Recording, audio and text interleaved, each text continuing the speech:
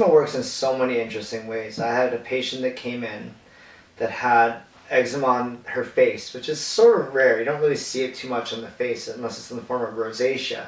But hers was a combination of almost rosacea and eczema. And it would flare up to the point where she was raw and irritated around her. It almost looked like she had a beard of eczema on the face. And she'd also get a bit of it on her chest, but mainly it was on the face. And she couldn't understand why she had eczema. She was very athletic. She ate relatively well. When I looked at her diet, there was actually nothing overly wrong with it. It seemed quite good. She drank a lot of water, occasional alcohol here and there, but not too bad. And she didn't understand. She would have this issue flare up once in a while for quite a few years, but it seemed to go away with steroids. Of course it does, because you're covering it. But eventually it just sort of came up, and regardless of the steroid use she was using, it was still reactive, and it wasn't going away.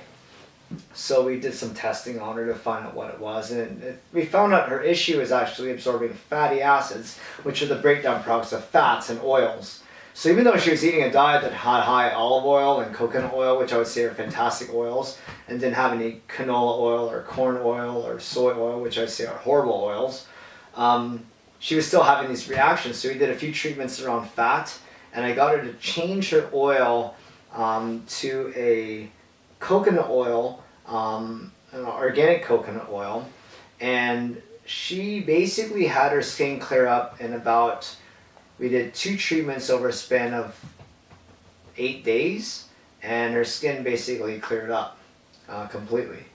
She said even after the second treatment she felt it improve on the way home, which I thought was interesting because I didn't think that could happen. But the redness came down and it went away. And the reason why is because she had a singular issue, meaning you don't see this a lot with eczema, where it's just literally one thing that the body cannot metabolize, and if you're eating it, it aggravates the body, causing reaction. Most eczema cases do not go to singular sensitivity. There's usually multiple things. That doesn't mean there's hundreds of things, but it's usually more than one. Usually the average eczema patient will have between 4 to 5 sensitivity levels of things. So it could be food, usually a metabolic issue pertaining to fats, sometimes proteins, but food is a big one. And it could be even healthy foods. I mean, you could be eating a food that's technically healthy, but the body still can't tolerate it. Regardless if something's healthy or not, the body can't tolerate it, it creates reactions in the body. It's almost like if I'm a really nice guy and I come over to someone's home, if they don't know me, they're going to treat me like an enemy anyway, and they'll still mount a response against me regardless if I'm nice or not. So the body can't recognize certain things. It's bad. Whether it's good or not, it's still bad. So that's more of an interesting case where you get someone coming in with a somewhat chronic eczema case, and all of a sudden it goes away relatively quick. I've had a lot of other cases where people come in with whole body eczema, and it's that dry, bleeding, cracking eczema that's very, very severe. They call that almost like an adrenergic eczema. Those are more challenging, especially if they flare up under stress.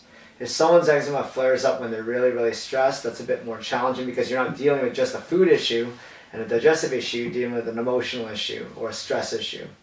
And people handle stress in many different ways. So you can have a patient that gets stressed and they don't show it at all. So their friends and family think, boy, they're so relaxed.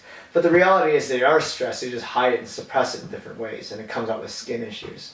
I mean, skin issues are not the most common way stress shows. The 5 most common ways are actually headaches, back pain, neck pain, shoulder pain, digestive issues like constipation, diarrhea, or heartburn, fatigue, and crummy immune system, and actually a 6th one, lack of sleep or insomnia. Those are the most common. The other minor ones are like asthma, allergies, and eczema because they are stress-based conditions. So a case like that is more challenging because you have to work on the nervous system, you have to work on cortisol and cortisol balance, which is more challenging. If the patient's under high stress and it can throw off other sensitivities or stressors, then you have to work on that emotional stress issue first to deal with the other issues, because those are now secondary compared to the primary, which is the stress in the body. And some of those cases can honestly take, I mean, I've had some cases that have taken up to a year to fully resolve. Even for myself, my personal case took 6 months to get 50% better, but it probably took over a year and a half to fully go away. And I mean, we're talking completely go away. But I was on steroid cream for 12 years straight, and I was using probably the most aggressive steroid creams at the time. So again, with the steroid withdrawal and just the chronic suppression, it takes a long time. So I've had a few cases like that where they come in where it just takes a while, and they have some flare-ups and they get better, and there's some flare-ups. But as long as the case is moving in this upward direction, that's all that matters. Sometimes they feel better, and then all of a sudden they have a bit of a drop. But it's still not as low as when they started, and they feel better, and they might drop a little bit. And it's when it drops, people get stressed, like it's getting worse. But I'm like, was it worse as well it was when it started? Well, no, but it was worse than what it was 2 weeks ago. Okay. So you need to modify the program as you go. Sometimes patients can't fully adhere to a program, which I understand is tough. Patients that entertain a lot, eat out a lot, it is challenging. I mean, to eat pretty decent. Eating out can be very difficult on the body because you're eating a lot of superheated fats, which are oils that are superheated beyond stabilization temperature. These are also been heated over and over and over again. Usually you only get this in restaurants and things like that. And they react, especially if they have to eat out for their job. If they're on the go a lot, or they have business meetings and business lunches, it is more challenging. So those are harder cases to work with. There's so many variables that affect eczema cases and how they roll. And some, like I said, move a lot faster than you think, and some take a lot more time, but it all depends on the case.